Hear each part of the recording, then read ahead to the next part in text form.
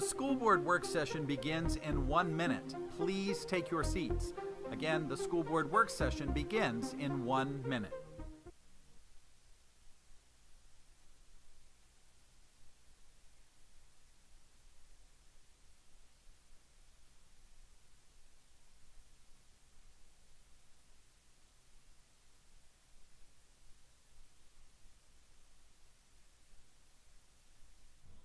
Good afternoon. We will call to order the December 3rd, 2025 School Capital Outlay Surtax Oversight Committee meeting. Can we get a roll call, please? Yes. Is Christopher here? Present. Lynn? Present. Wally? Present. Brandon? Present. Howard? Jack? Here. Tom? Matt? Here. Jim? Here. Kyle? Here. And myself, Jamie. All right, thank you. The minutes from last meeting were distributed when we got here. Jamie, thank you for doing those. Those in short order, but did anybody have a chance to review those?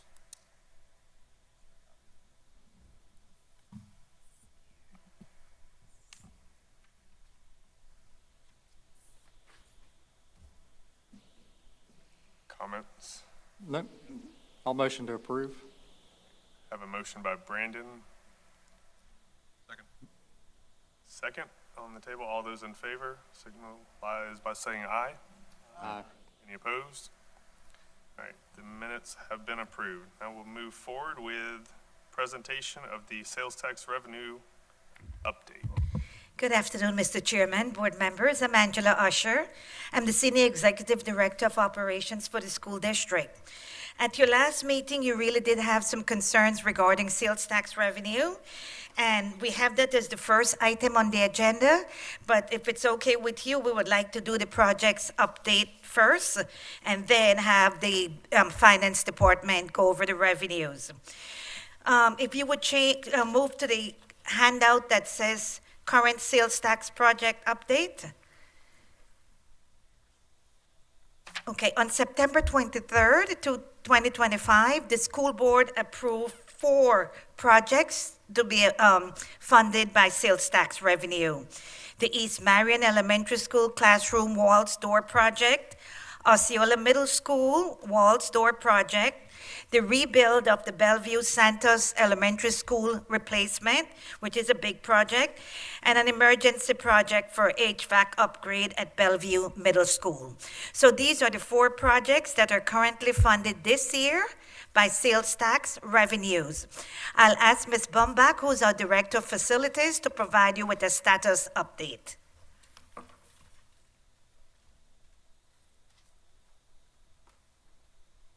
Good afternoon. My quick update on those projects, we just have kicked them all off, so not too much to report yet. At East Marion Elementary School, we have an architect, Monarch Design Group. The contractor is Outlay Construction. We are in design. We received phase 2 drawings. The contractor already walked the site as well. We're working with the school staff right now to work on a schedule, get a GMP established, because it's a occupied campus and the time frame in the summer is very tight, but we are working together between the school staff, the contractor, and my team to have the best approach when to start construction and when to finish it, not to interrupt school, very minimal.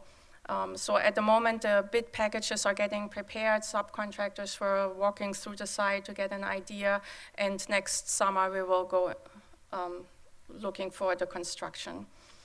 Osceola Middle School Building 2, classroom walls, doors. It's very similar to East Marion, but it's a much smaller project. It's just in Building 2.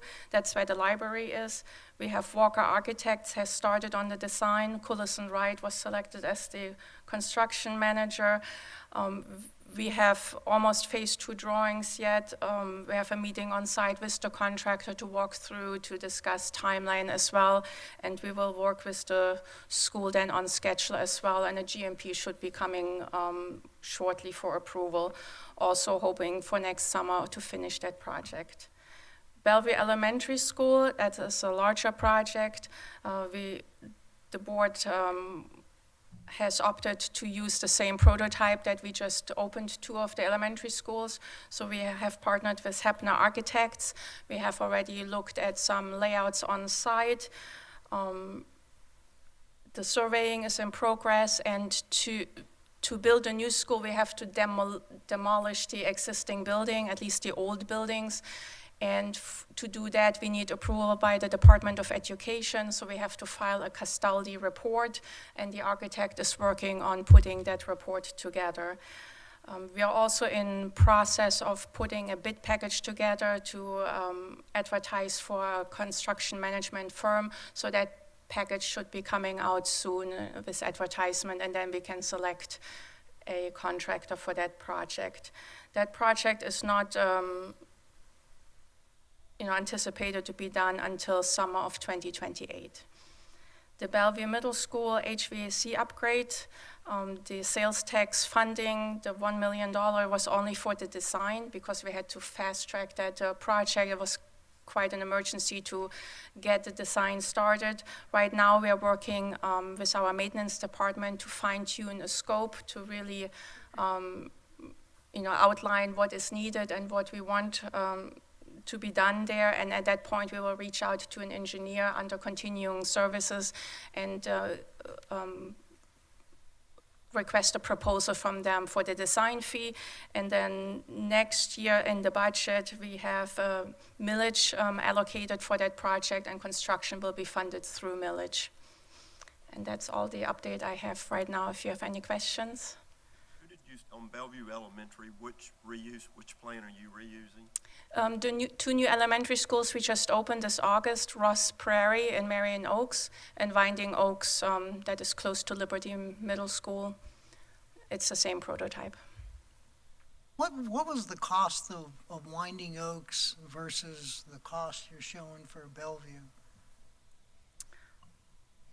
So they were built on a empty site, so it's a little bit different for the anticipation. The construction costs, we're looking at very similar costs, looking in increases in cost a year or 2 from now. But Bellevue also has demolition included in there. We have to take out the old buildings. We want to keep 2 of the newer buildings there and renovate them as well while we are there. And then the school itself is a little bit smaller because we're keeping 2 of the wings, and we also have incorporated the moving expense of moving out the students from Bellevue Elementary while we do the demolition and construction to the emptied Lakeview Middle School once we move those students. So there's additional costs that we did not have at Winding Oaks.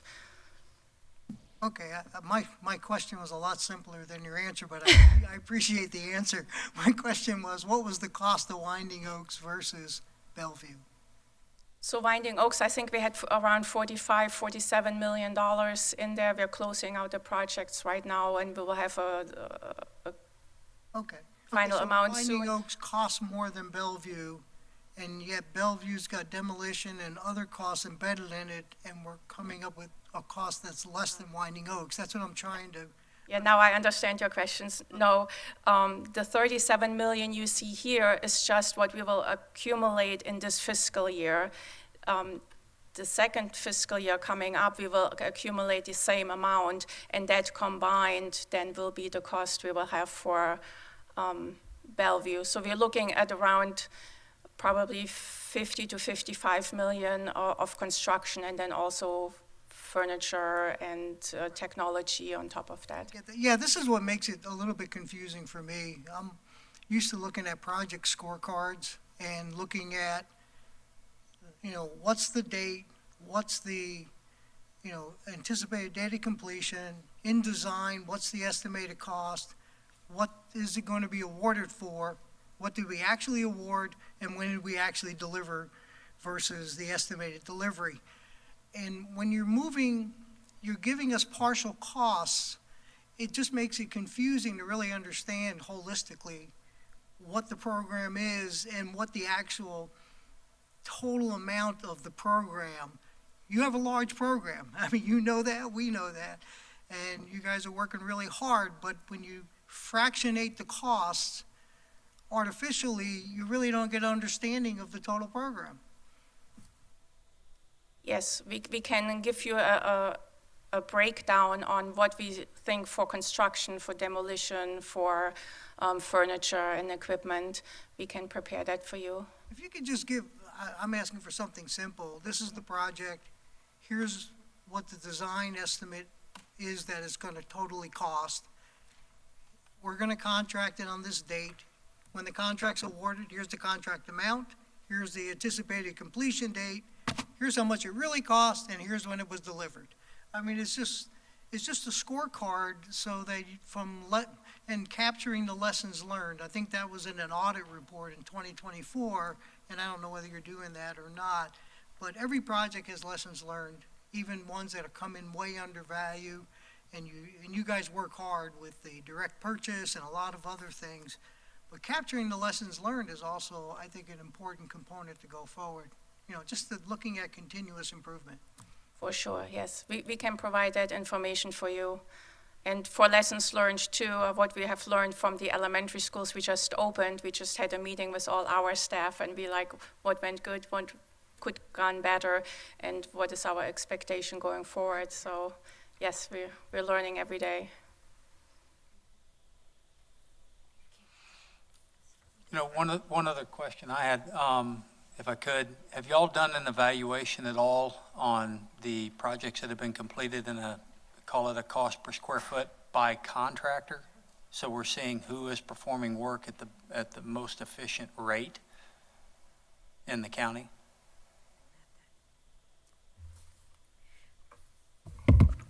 Is there a time frame, or are you just talking about the two new elementary schools? Well, I'm talking about, for instance, all of our local contractor GC companies are out of state or out of county contracting companies. Have y'all evaluated the cost of what those companies are charging for a finished product on a school and base that on a square foot? Well, when we look at the guaranteed maximum price, we look at the square footage and and schools, they have different, if it's a middle school, they might have a gymnasium and have different things associated with them. So we look at the overall GMP and not specifically cost per square foot. But we do have that information also, but we have not compiled that. It seems to me like that'd be a good exercise to go Okay. through, not only to anticipate what that school might cost as a finished product, anyone coming up, like you've just rattled off here on your list of things to do, but also in identifying those general contractors that are giving us the best value for our dollar and anticipating, hoping that they will continue to bid on these as well. I agree. Okay, we can do that. And, Can I make a comment? yes, So when they let these, it's a GMP, it's a guaranteed price. That's what they're going to perform. Well, I understand that. I only say that because there's general conditions with every contractor. Sure, and it's And if we've looked at identified. some of those, and I'm familiar with some of the general contractors that have been doing work over the last couple of years, the difference between an out-of-town contractor and someone local, there can be almost a 3.5% to 4% difference, 300 and 350% difference between the general contracting conditions for those people to man those jobs. I mean, for instance, I think the high school right now that we're building, wasn't that originally a $120 million project? Now it's up to a $160 million project? yes, but again, you cannot just compare the two. Oh, no, I'm not trying to It's- compare an it's about elementary that school to a high 170 school. about 170 I'm just right saying now. that in general, I think we need to look at what are the general conditions cost to man the project, the superintendent, to run it, in addition to the cost for the subcontractor trades, all those 2 through 16 divisions. What are they getting cost per square foot on a facility? If it's 20,000 square foot or 100,000 square foot, it ought to be able to identify it, and by that square footage, get a pretty close Yes, we approximate. can. For the if we're comparing a high school and high school, we could get cost per square footage based on the overall GMP and the square footage of the building. But when we negotiate the GMP, we take everything, the design, the programs, all the amenities, the sports field, everything into consideration. And some tasks are much more expensive than other tasks and changes the general conditions. But good point, if it's a per square footage cost you want per project, we can provide that. As a Okay. ballpark, I think that would be an accurate way of forecasting what it might cost anyways. And just to add to the question that Ms. Bumbach was answering, we do not have a GMP for the replacement school for Bellevue Elementary, Bellevue Santos. So right now, this year, the board funded the 37 million, and so that will help us with design, and going into next year where there's another 33 million for a total about 60-something million funded. But we do not have a GMP, we don't have a contractor, so we don't have that cost to share right now, but that is something we can bring back also. Yeah, I wasn't looking for the actual bid cost, but if you have a design and you know all the demolition and all the other moving parts, you should have an internal estimate of what you believe it's going to cost. You know, I recognize that's not a commercial number, but it's at least an internal number of magnitude. And you can caveat it and put asterisks around it and you know, protect it that way. But just to give an idea, is it a $60 million project or is it a $30 million project? Okay. Any other comments, questions? All right. Thank you, ladies. Next, are we going to jump back up to sales tax revenue update? Hey, good afternoon, everyone. Robert Rios-Wells, Chief Financial Officer. So you should have gotten in your package a Marion County Public Schools capital sales tax schedule for revenue. And you'll see there, this looks very similar to previous schedules that have been provided. And so this should not look unfamiliar. What we did do is to, at the request of the committee chair, to take a look at a projection for the fiscal year and the full calendar year. And I think this kind of speaks to some of the complexity of these projects, that they cross the calendar year into the next year. And we're looking at things on a fiscal year basis, but also calendar year basis, so that does somewhat muddy the water. But what I want to direct you to is that total original budget amount of $39.6 million. You'll see that there at the top of the schedule. And then you'll see an amount for July and August, which are actuals with interest. And then for the months of September through the remainder of the district fiscal year through June, you're going to see projected amounts that we expect to receive when everything shakes out. In other words, there's a 2-month lag between payments and a quarterly additional payment that we will be receiving.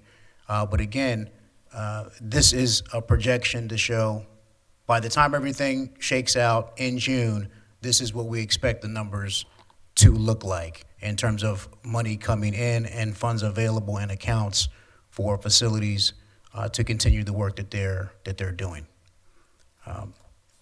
So I'll pause there for any questions, but I think the numbers are pretty self-explanatory, and the ebbs and flows where you might see a month, for example, August at 2.3 million, and then September closer to 5, and then it dips, and then eventually goes back up in the month of December, dips again in January and February, and increases again in March, and that trend continues as far as what we project to see. All right, thank you, Mr. Rios-Welsh. Just want to confirm, did everybody get that information? I did not. Yeah, that should have came to you guys. I have a handout that I can provide to you guys, and I'll bring it up and we can pass that around.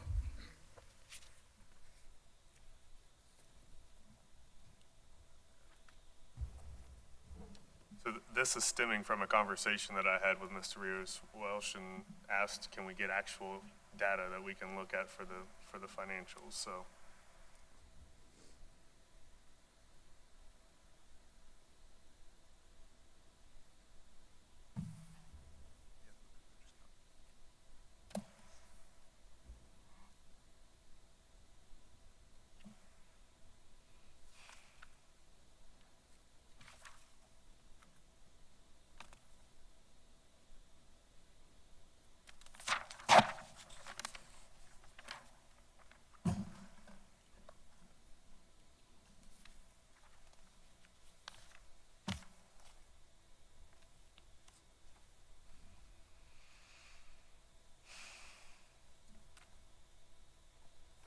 So again, from the top of the schedule, moving left to right, the first line there, you'll see the local sales tax, original budget, revised budget, and then you're going to see the months of July and August as actuals, September through June as projected amounts.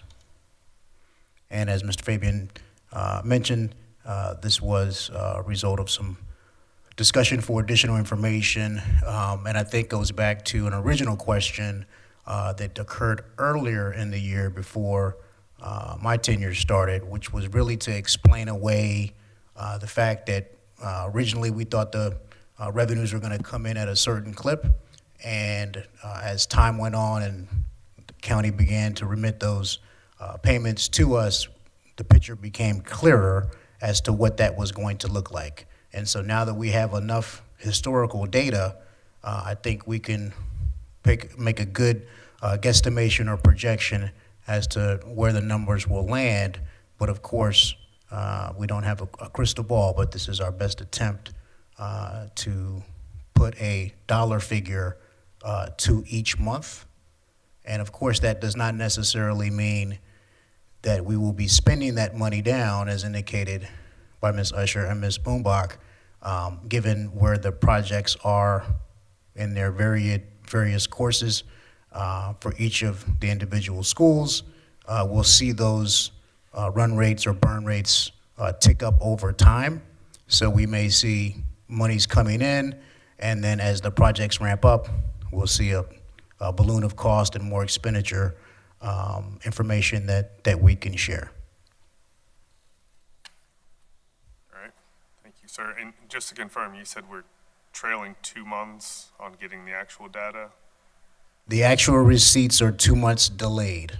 That's correct. And then there's every quarter we get an additional payment at the end of the quarter. And Kayla Johnson, our budget director, is here, who can talk a little bit more to that in terms of when those dollars come in. But that is right now, that's how it works. Questions, guys? Just a question on charter schools. You have $860,000, both as your original and revised budget, and I'm not seeing a lot of payouts. Is there an additional lag for that, or is that based on a change in the population in charter schools, or? That allocation's been set for some time. Kayla, you might want to come up and speak to that. One moment. Hello. So the reason why you see the kind of payout is slower, we only will pay the charter schools as we actually get receipts of the sales tax. So every time we get a sales tax payment, their portion will get distributed to them.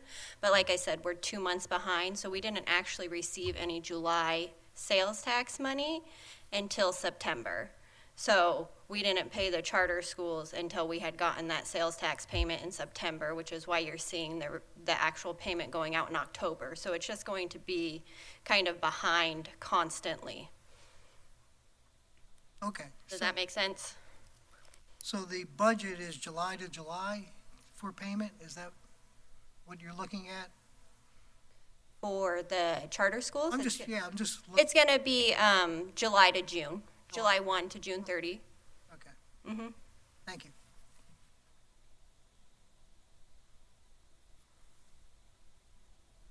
And again, we are monitoring this on a constant basis. I get emails directly from the county and so I'm in constant communication with what those receipts are going to look like and when the ACH payments are scheduled to hit. And so we always try to keep a very close eye on that for cash flow purposes and to make sure funds are available so that when Ms. Boombach and Ms. Usher are in the process of going through and getting all of our contracts on the street and responses and such, that the funds are available to do so.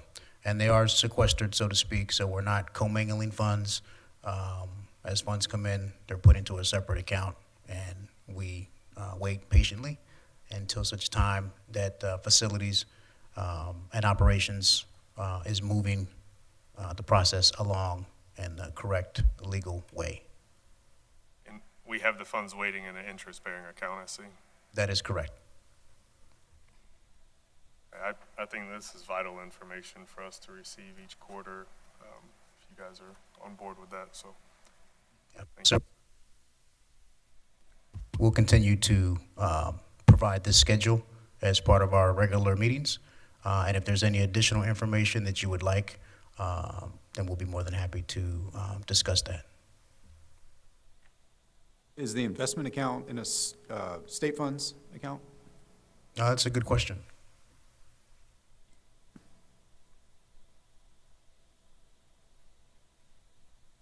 So we have a whole investment profile. I couldn't tell you if these specific funds are just in our overnight rate or if they're actually taken out and put into like a different type of investment account. If you want a breakdown of where we're getting the investments from, I could go through the actual interest payments. Okay. That's fine. Yeah. I just didn't know if it was like a designated funds account. No, how it works is we would invest it as a whole, all of the district money all the cash we have available to invest, and then we allocate that proportionately based on the fund and where the cash came from. Thank you. Thanks, Kayla. And the vendor there is PFM Asset Management, and they handle all of our investment accounts. So we'll be more than happy to pull some additional information if needed.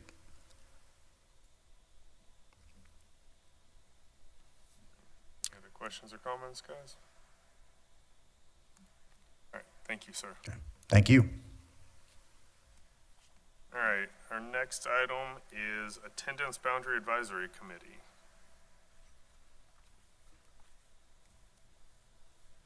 Good afternoon, everybody. Ben Whitehouse, Deputy Superintendent, Marion County Public Schools.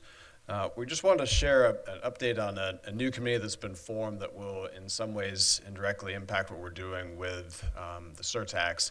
So the Attendance Boundary Advisory Committee is a group of community members that are established based on a resolution that the board approved at a prior board meeting. It's an 11-member committee, and the goal of this group is to look at how we're utilizing our schools and our current attendance boundaries that determine the schools' enrollment numbers, and be able to give recommendations to the superintendent on an annual basis for any adjustments that need to be made to those attendance boundaries.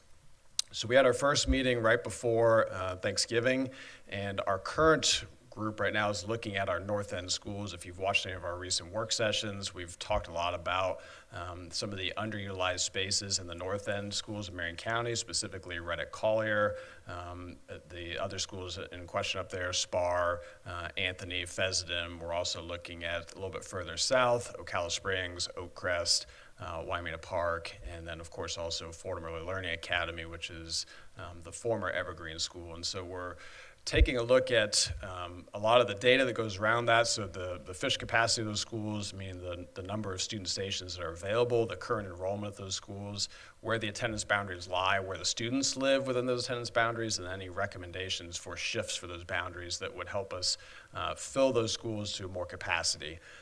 The goal is to get a lot of our schools operating at 80% capacity or higher. We know that schools that are underutilized, one, don't generate a lot of funding because we earn funds by students, so FTE funding is generated from student enrollment at the schools. And if we're not earning the funds for the schools, it's hard to support the operation of those schools, so balancing that enrollment is critical.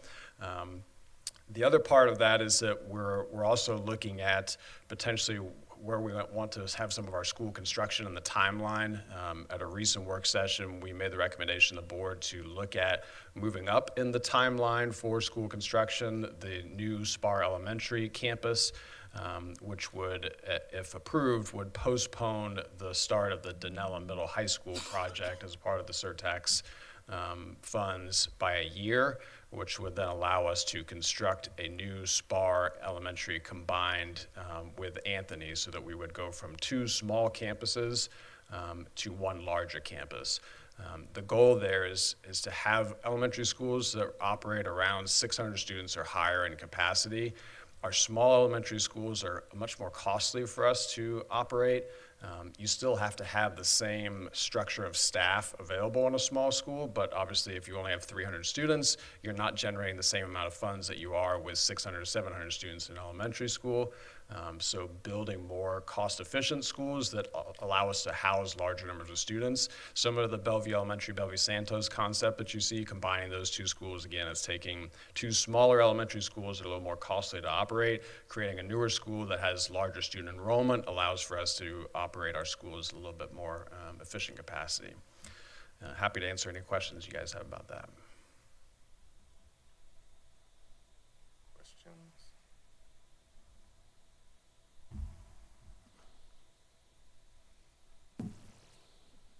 What's the timeline for the group to come to some recommendations? Yeah, so we're meeting 2 more times in December, coming up next week on the 9th, and then the following week after that. Our hope is to be able to make a recommendation in January to the superintendent, to then take that recommendation to the board for the north end schools only. Ideally, as we move forward, this committee is going to look at all of our attendance boundaries for all schools across the district on an annual basis. But right now, our priority area is the north end schools. One of the struggles we have when we do change attendance boundaries is there's a lot of work that goes beyond just making the recommendation. We have to host community forums within those impacted communities to be able to share what the impact is going to be on that community, answer questions from the community. We then have to, once approved by the board, do a lot of work on the back end to actually change manually all the address locations in our student database and where those addresses then ping to in the school, so that those students are actually directed in our database to be enrolled in the correct school. So it takes a few months worth of work on the back end. So we want to make sure that if we're moving forward with any type of recommendation, that we're able to get it done in time for the new school year, so that those moves could happen for August. Thank you.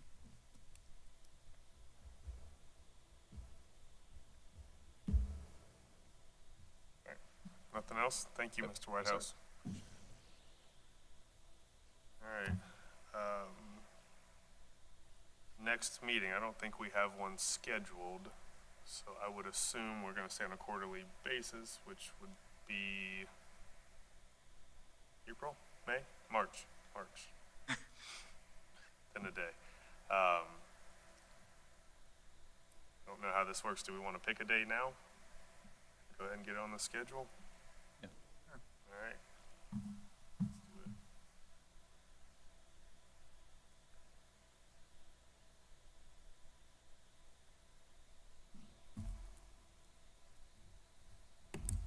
First Wednesday in March would be March 4th.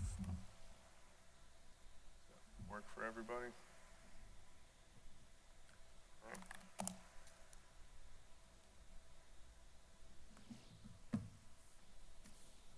Should we go ahead and just pick them for the year? Oh, you're getting ambitious. Put it on the calendar. All right, I'm good with it. Do we just want to, so March, then the Wednesday next- of each quarter, Yeah, that work? say that again? First Wednesday of each quarter, starting in January at 4. So we want to start We just in picked, January, yeah. we just picked March, So March, June, June, July, August. September, December, is that right? That's not right. We would go June, Yeah, no, yeah. it's Well, March, uh, June, September, December. Correct, yes.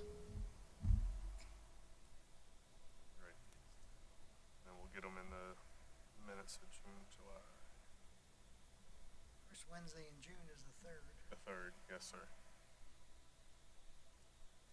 So then we would go 9/2. And then December. All right, so somebody check me on this, but if we go with that, it would be March 4th, June 3rd, September 2nd, and December 2nd. So does anybody want to make a motion? Make a motion to approve the 2026 proposed meeting dates. I have a motion and a second. All those in favor, signalize by saying aye. Aye.